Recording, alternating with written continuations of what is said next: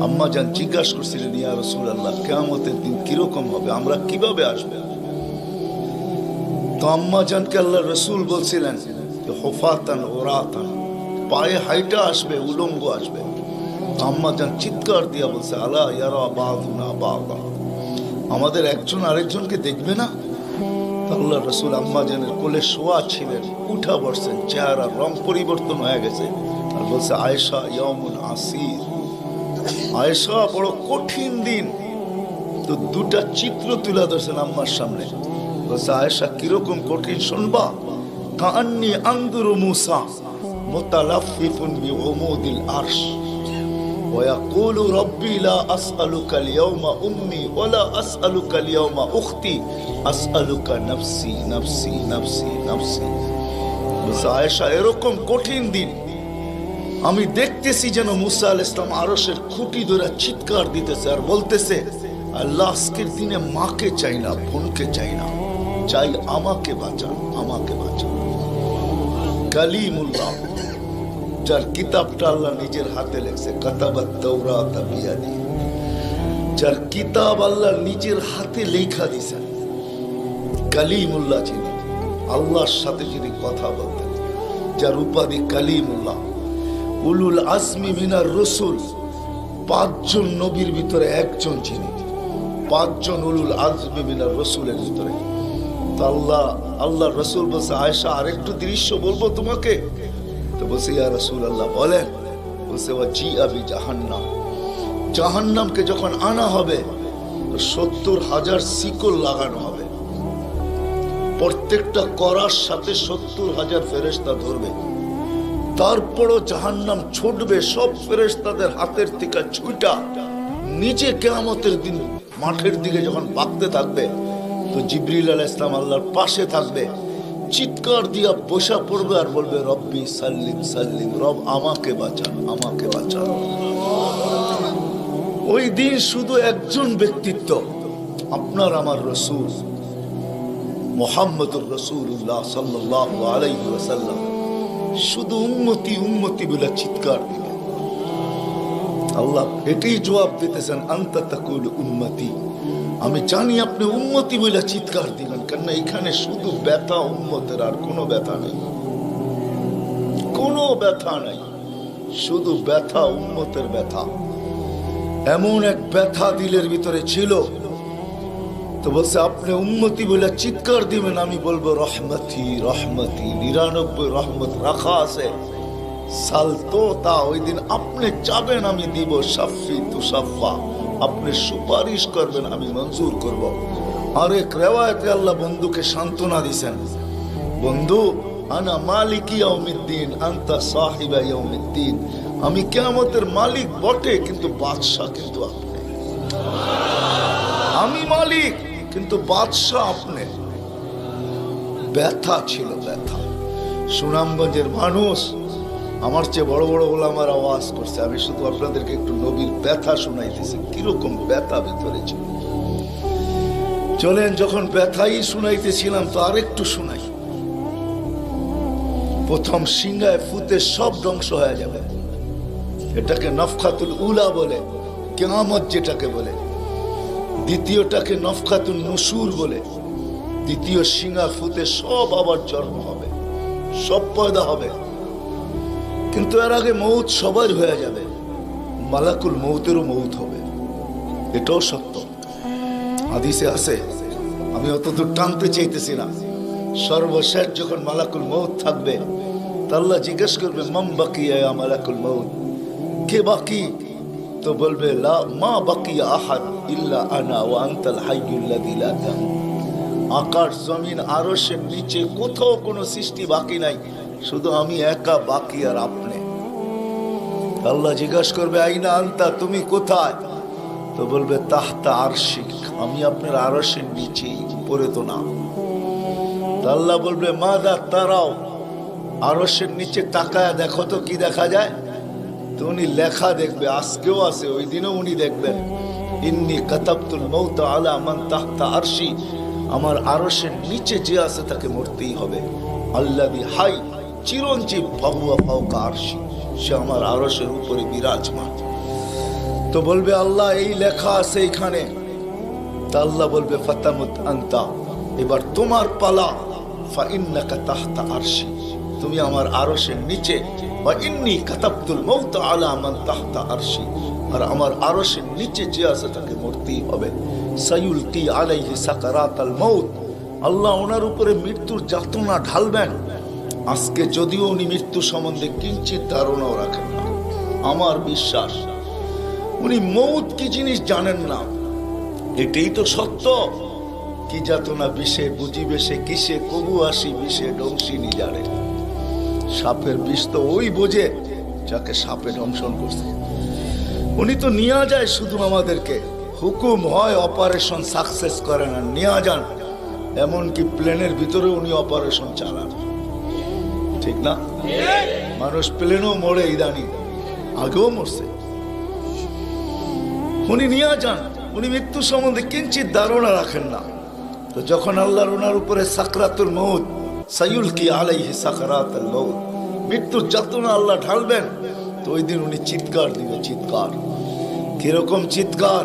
বলবে বিইজ্জতিকা ওয়া জালালিক, তোর ইজ্জত আর জালালের কসম, ওয়া উলুবি মাকানিক, তোর উচ্চতার কসম মালিক।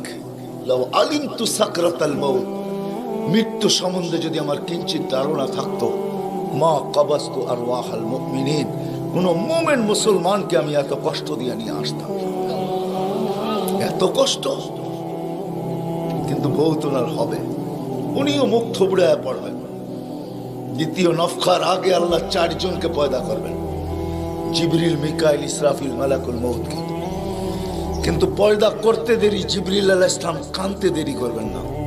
3 জন জিজ্ঞাসা করবে কান্নার কারণ, বলে ইদান ইউমার ইসরাফিল, এখনই হুকুম করা হবে ইসরাফিলকে নফখাতুন নুশুরের জন্য, আর আমাকে হুকুম করা হইবে আল্লাহর বন্ধুকে মাকামে মাহমুদে নিয়ে আসার জন্য। কিন্তু আমি আমার মৃত্যুর পরে ভুলে গেছি উনার কবর কোথায়।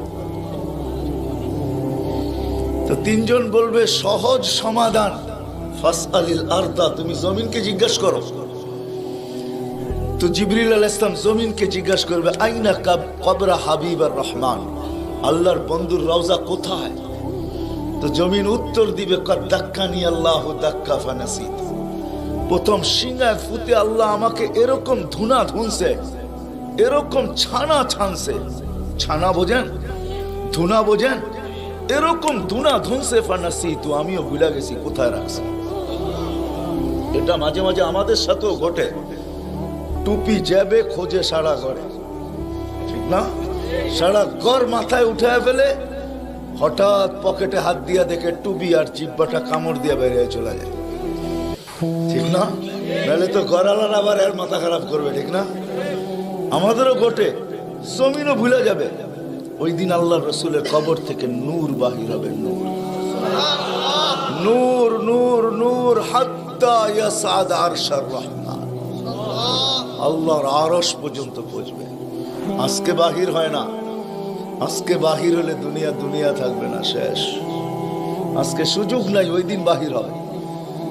জিবরিল আলাইহিস সালামকে হুকুম করা হবে নিয়ে আসো মাকামে মাহমুদে, নিয়ে আস, যাবে। পরেরটা হইল সুনামগঞ্জের মানুষ বুঝার, যদি ভিতরে দিল থাকে তাহলে বুঝবেন, নাহলে বুঝবেন না। উনি যাবে, পর মারবে পর, আর বলবে তুমি হাবিব আর রহমান, আল্লাহর বন্ধু ওঠেন। তো আল্লাহর রসুল উঠবে, হাদিসের শব্দ ওয়াহুয়া ইয়াকুম ওয়া ইয়াবকি ওয়া ইয়াকুল, উঠবে কিন্তু কানতে কানতে উঠবে, আর বলতে বলতে উঠবে জিবরিল আইনা উম্মতি আইনা উম্মতি আইনা উম্মতি আইনা, আমার উম্মত কোথায়? আওয়াসালা শাফির জাহান্নাম, আমার উম্মত কি আমাকে ফাঁকি দিয়া পুলসিরাতের কিনারে চলে গেছে? তারপরে জিবরিল তুমি আমাকে উঠাইতে আসছো। তো জিবরিল কসম খাবে বিইজ্জতিল্লাহি ওয়া জালালি, মা শাক্কাল আরদা আহাদুন ইল্লা আনতা, আপনি ব্যতীত কেউ ওঠে নাই, উম্মত কোত্থেকে উঠবে? আপনি শান্ত হন, শান্ত, সান্ত্বনা দিবে, উঠবে, মাকামে মাহমুদে যাবে। কসম খোদার, ব্যথা আমি শুনাইতেছি আপনাদের, উঠবে, যাবে। কিন্তু মাকামে মাহমুদে বসবে না, শুধু ডাইন হাতটা রাইখা দিয়া দাঁড়ায় থাকবে। আল্লাহ জিজ্ঞাসা করবে, বন্ধু বসেন না? বলছে, না বসবো না। দাঁড়ায় আছেন কেন, হাত রাখছেন কেন? বলে, মালিক এই জন্য হাত রাইখা দাঁড়ায় আছি, এটা আমি মালিক। কিন্তু তাইলে বসেন না কেন? বলে, বসবো না। বলছে, কারণ কি কারণে বসবেন না? বলে, আমাকে বসায়া দিতে চান তাই না? আমি যদি বসি তো আমার উম্মতের জন্য ছোটবে কে, ভাববে কে, কাঁদবে কে? হাউজে কাউসারে যাবে কে? উম্মতের ঠোঁটে লাগায়া পেলা পান করায়া দিবে, পানি পান করায়া দিবে কে? মিজানের পাশে দৌড়াবে। পাল্লা যদি সামনে না ঝুঁকে তাইলে দুরুদের গাঠটি নিয়া, যা আমি আপনি পড়ছি নবীর উপরে দুরুদ, ওই গাঠটি গুলাকে নিজের কাঁধে করে নিয়ে চলে আসবে। প্রত্যেকের নামেরটা ইমাম কর্তুবী রহমতুল্লাহ আলাইহি লেখছেন, কিতাব মোতালা করেন, ওই গাঠটি নিয়ে আসবে, নিজে উঠায়া নিয়ে আসবে, উঠায়া। এই জন্যই বলছে আমার উপরে দুরুদ বেশি বেশি পড়ো। ডেলি পড়ো না তো জুমার দিন পড়ো, আকসিরু আলাইহিস সালাহ ইয়াউমাল জুমা। জুমার দিন বেশি বেশি আমার উপরে দুরুদ পড়ো, তোমাদের দুরুদ গাঠটির ভিতরে রাখা থাকবে। গাঠটি কিয়ামতের দিন যদি পাল্লা না ঝুঁকে তো আমি পিঠে করে উঠায়া পাল্লায় দিয়া ঝুঁকায়া দিব, ঝুঁকায়া। আবার মিজানের পাল্লায় পুলসিরাতের ওইখানে দৌড়াবে। বলছে, কে দৌড়াবে উম্মতের জন্য? যে কিয়ামতের মাঠে ব্যথা নিয়ে উঠবে, ব্যথা, ব্যথা নিয়ে উঠবে, ব্যথা। হায় হায়, যে মৃত্যু লগ্ন ব্যথা নিয়ে গেছেন, ব্যথা। কোনো ব্যথা না, কোনো ব্যথা না, নয় ফ্যামিলির ব্যথা না, হাসান হোসাইনের ব্যথা না, আলী ফাতেমার ব্যথা না, যে হাসান হোসাইন কলিজার টুকরা ছিল, টুকরা। সুনামগঞ্জের মানুষ বুঝবেন কি বুঝবেন না জানি না, দুই ভাই আসছে আল্লাহ রসুলের কাছে, আয়েশা বলছে, নানা জান আপনি উত্তম না আমরা দুই ভাই উত্তম? সাইয়্যিদুল আউয়ালিন ওয়াল আখিরিনকে জিজ্ঞাসা করে, যার সুবাদে সমগ্র জগৎ তৈরি, যার রহমতের ছোঁয়ায় সব অস্তিত্ব পাইছে, আমিও আপনাও সমস্ত সৃষ্টি, আরে সমস্ত নবী রসুল যার রহমতের ছোঁয়ায় অস্তিত্ব পাইছে, তাকে নাতি দয় জিজ্ঞাসা করতেছে, নানা জান আপনি উত্তম না আমরা দুই ভাই? আল্লাহ রসুল সাদা সিধা জবাব দিচ্ছেন, আমি উত্তম, খায়রুল বাশার, আমি উত্তম। দুই ভাই হাসা দিছে। আল্লাহ রসুল জিজ্ঞেস করছে, আসলা কেন? নানা জান জবাব হয় নাই। মানি আমরা দুই ভাই উত্তম। প্রমাণ? আপনার আব্বা, আমাদের আব্বাজানকে চিনেন? তো বলছে, বলো তোমাদের আব্বাজান কে? আলিউল মুর্তাজার পুরা মানাকে পরিচয়। আমি সিলেটও বলে আসছি, আমার বড় আফসোস লাগে, বাংলাদেশে হাজারো ওয়াজ হয় সারা বছর, কিন্তু আজ পর্যন্ত একটা ওয়াজের ব্যানার পাইলাম না যে শানে সাহাবা, শানে সিদ্দিক, শানে আবু বকর, শানে ওমর, শানে ওসমান। বহুত কম ব্যানার পাই শানে রিসালাত, আল্লাহ রসুলের শান। চিনি না বিদায়, রাগ হবেন না, আজকে চিনি না বিদায়।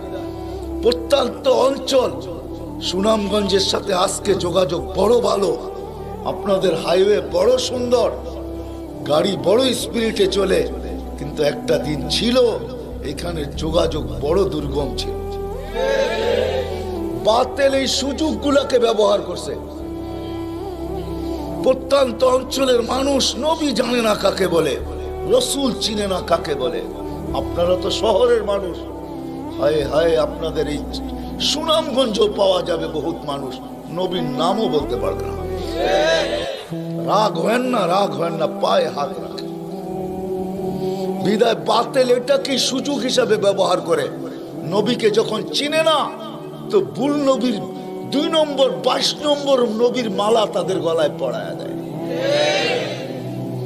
কাদিয়ানি বানাইতে সুবিধা এই জন্য, নবীর পরিচয় যদি আমাদের বাচ্চা বাচ্চা জানতো, নারী পুরুষ জানতো, আমাদের স্কুল কলেজের ছেলেরা জানতো যে আমাদের নবী কে, তার প্রয়োজন কতটুকু, তার মর্তবা কত বড়, তাইলে কেউ এরকম দাওয়াত নিয়ে যাইতে দেরি, জুতার বাড়ি খেয়ে ফিরতে দেরি হতো। মুখ খোলার সুযোগ ছিল না আমার। আমার বড় আফসোস লাগে, দিলে ব্যথা লাগে, ব্যথা যে বাংলাদেশে হাজারো লক্ষ ওয়াজ হয়, জানি না হুজুররা দেখছে কিনা জানি না, শানে সাহাবার কোনো ওয়াজ নেই, শানে আলী, শানে ওমর, শালিয়া, হায় হায় কথা মনে উঠছে, এই জন্য বলেই ফেলি আজকে। আলী রাদিয়াল্লাহু তাআলা আনহু বসা আল্লাহ রসুলের কাছে, দুইজনই বসা, আর কেউ নাই।